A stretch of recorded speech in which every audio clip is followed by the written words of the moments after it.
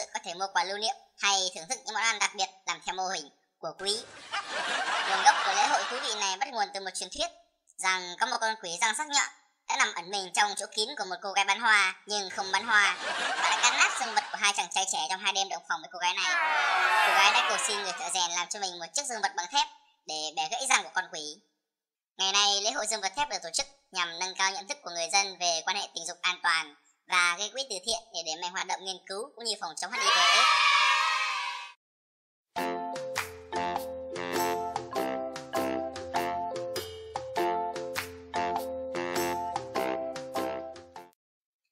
Lễ hội ăn chay tại Thái Lan.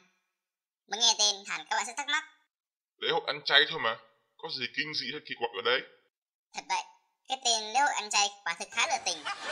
Nếu các bạn đang tìm kiếm một lễ hội ăn chay theo đúng nghĩa đen thì có lẽ bạn sẽ không muốn đến đảo Phuket, Thái Lan.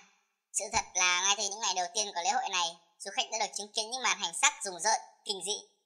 Những người tham gia hầu hết là đàn ông, độ tuổi từ vị thành niên, người già và đôi lúc có cả trẻ nhỏ.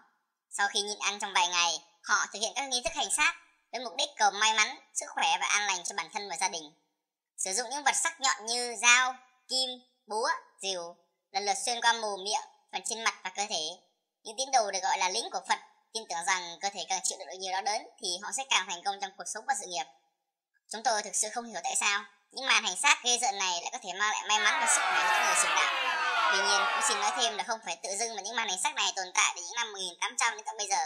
Chắc hẳn phải có những điều kỳ bí hay bí mật gì đấy ẩn sau lễ hội này.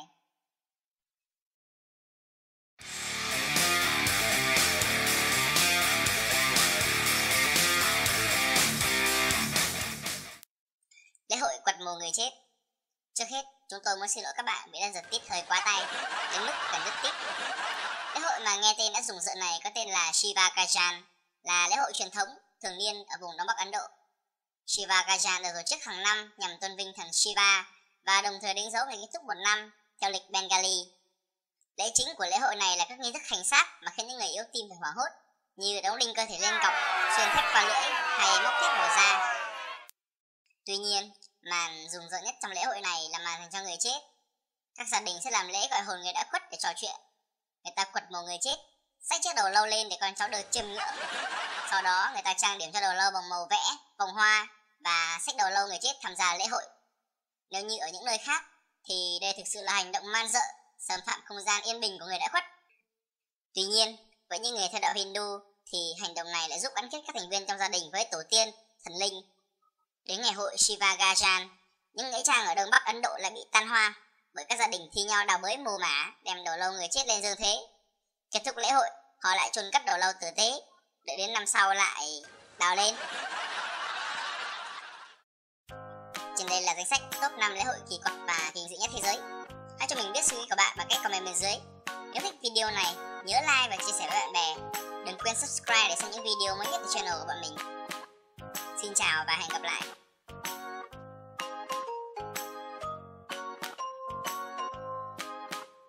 Và tất nhiên, ẩm thực Nhật Bản cũng khiến chúng ta nổi da gà y những bộ phim ma của họ. Odoridon là một quán ăn nổi tiếng mà không dành cho người yêu bóng vía. Món mì kỳ dị này có đặt một con mực vẫn còn sống đang ngoe nguẩy trên những cọng mì. Bạn sẽ được ngắm nghiến đôi xúc tu vẫn còn ngoe nguẩy ấy trước khi vội vã và run sợ bỏ chúng vào miệng, nhai ngấu nghiến nhất có thể vì sợ đôi.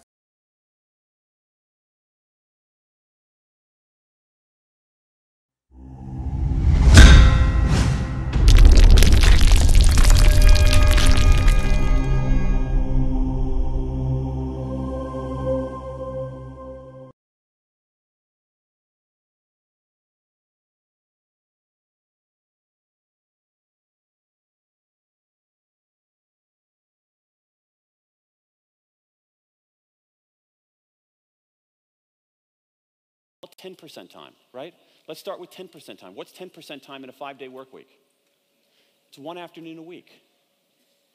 Who among us has not squandered one afternoon a week at work? Let's redeploy that to cool individual projects that help the company, that help the organization. It's one afternoon a week. Who among us has not squandered one afternoon a week?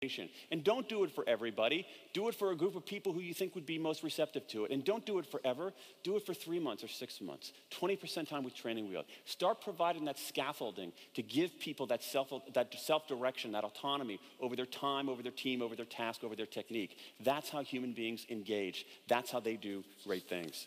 Let's go to the next one. Remember, we have AMP, AMP. Autonomy, mastery, and purpose. Autonomy, mastery, and purpose. Let's talk a little bit about mastery. Think about something.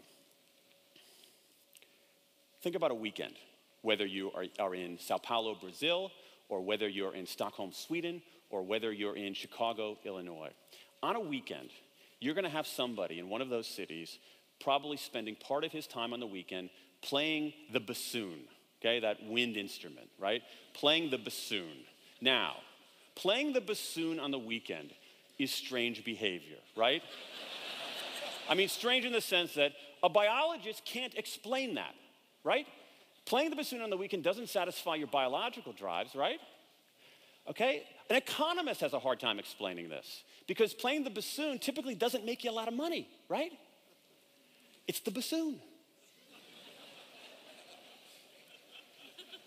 So why is that person playing the musical instrument on the weekends for no money? Why? Because it's interesting, because it's fun, because it's inherently rewarding, because you get better at it. That is fundamental to being a human being, and once again, routinely neglected inside of many organizations. And even worse, there's a growing body of evidence that shows it might be the single most powerful motivator at work. Let me give you one example from a terrific researcher at Harvard Business School named Teresa Amabile. She did this long study of motivation inside of companies in North America, and where she had people, several thousand people over several years, each day write down their level of motivation. Okay, we get a good picture of our mental state if we chart it every single day. If we say, how was your week? People remember the highs, remember the lows, but don't remember the day-to-day. So several thousand workers at several companies over several years. This glorious picture of what really motivates people at work. When are people feeling most motivated? She crunches the numbers. It's not even close. It's not even close. The single largest motivator at work, she found, was making progress. Making progress. The days that people were making progress in their work. Again, it's a day. You don't make a huge amount of progress in a day. The days that people were making progress, getting a little bit better, contributing a little bit more, those were the days they felt most motivated. Those were the days they felt most engaged. Those were the days they felt most loyal to the organization. Now this, to my mind, recasts the role of a manager, not as someone trying to get compliance, but someone trying to help people see their progress, put people in positions where they can make progress. Making progress is inherently motivating. It's also, again, for those of you in the nonprofit sector, the dirty little secret about making progress as a motivator, it's free. It's inherently motivating. Now, how do we do this? How do we do this? There's a concept from the psychologist Mihaly Csikszentmihalyi, originally from Hungary, now in the United States, called flow. What he talks about flow. Flow are those delicious moments in our life when the challenge is so matched to our capabilities that we lose a sense of time, we lose a sense of self.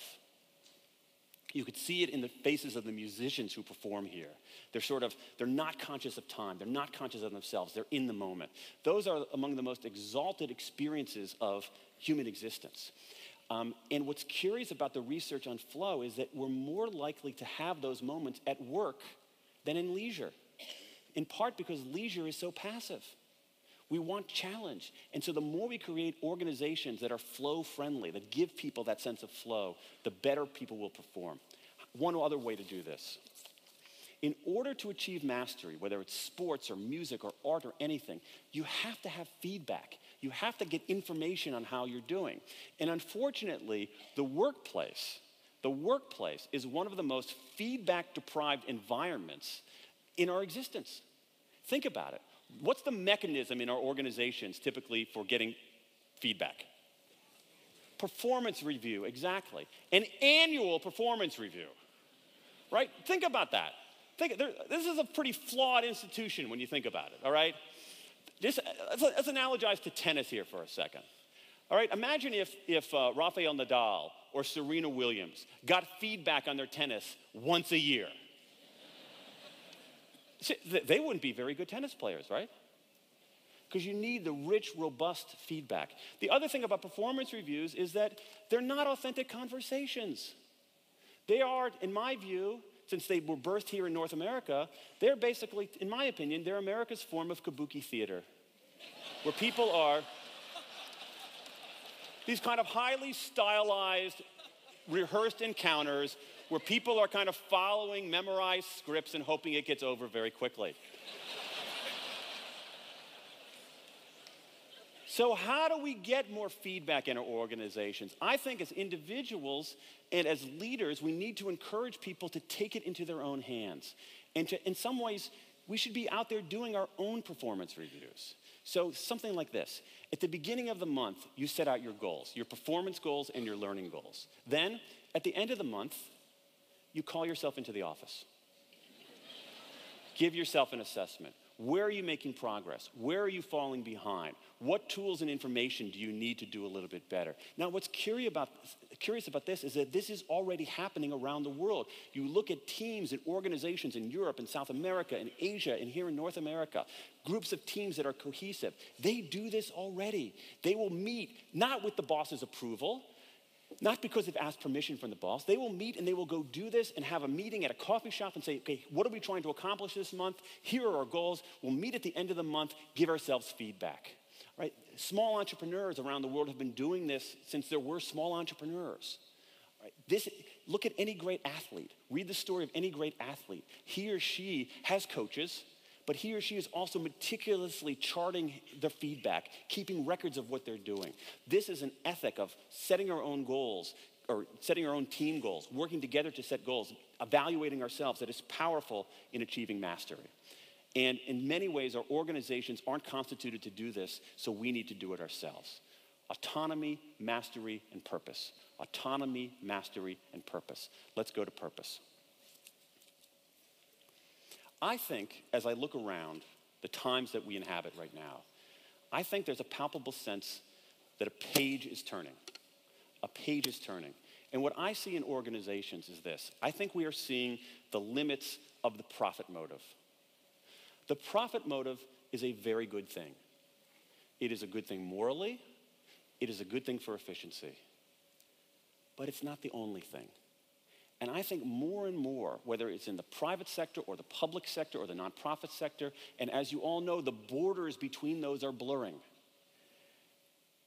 There's a rise of what you might call the purpose motive. The purpose motive. And I think one of the things we've seen in the last decade or so, is when the profit motive comes unmoored from the purpose motive, bad things happen. Bad things ethically, but you know what else? To me, that's not even the biggest problem.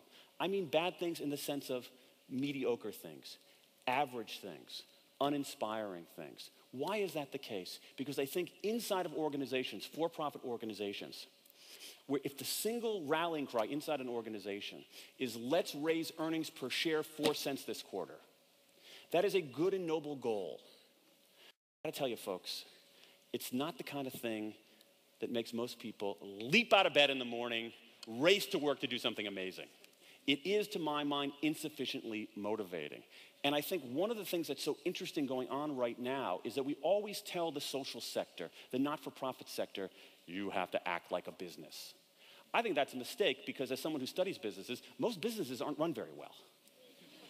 But I think more and more what you're seeing is almost a reverse, where people are telling businesses, you know what? You got to act more like the social sector. You have to. The only way people will be enduringly motivated is if they're animated by something larger than themselves. If they're animated by a purpose larger than themselves. I have one little exercise on this that I want to give to you. It's a diagnostic exercise. And it comes from an old boss of mine, a guy named Robert Reich, who was the US Labor Secretary for a few years, who I had the good fortune of working for. And I like this test, I like this diagnostic tool because I think it's effective, and I also like it because it's simple and it's free. Here's what he taught me to do. When he would go to visit organizations and talk to people who were working there, go to visit companies and people working there, he would say, I listen to what people tell me, but I also listen for the pronouns they use. When people describe the organization for which they're working, Do they use we or do they use they?